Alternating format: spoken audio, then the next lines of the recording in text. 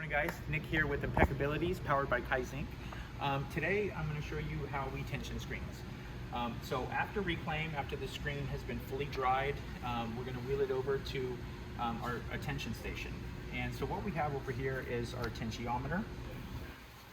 And it's important to check tension because it's going to allow all your screens to lock in. It's going to reduce how much you have to micro register everything.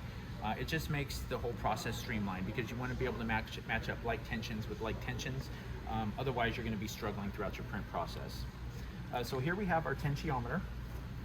What you're going to do is you want to pull out this piece of glass that's been given to us along with the kit here. This is strictly for calibration, so this is not necessarily something that you would use on the screen itself. It's just to ensure that the actual unit is calibrated and working properly. So this unit is very sensitive. After you use it, you want to make sure you put it back in its case. So all we're going to do is we want to have this glass on a flat surface. I'm going to take my tensiometer and I'm just going to set it on the glass, ensuring that it's reading in its arrow and it's properly calibrated. After that, I can set my glass back inside there. And then all you're going to do is you're going to come over here, you're going to take your tensiometer, you're going to find roughly the center of the screen, and you're just going to set it on there. What you want to do is you want to give the top a little tap, and let's see, we're in between 24 and 25. So then you're going to run a tension one way, and then you're going to run it the other way. So now I'm going to rotate it. Give it another little tap.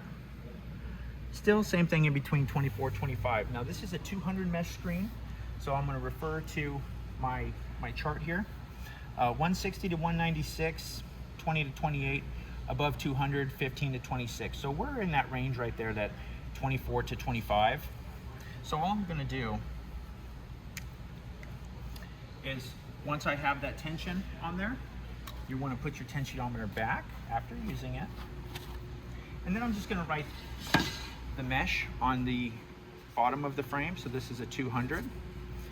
Today's date is August 1st.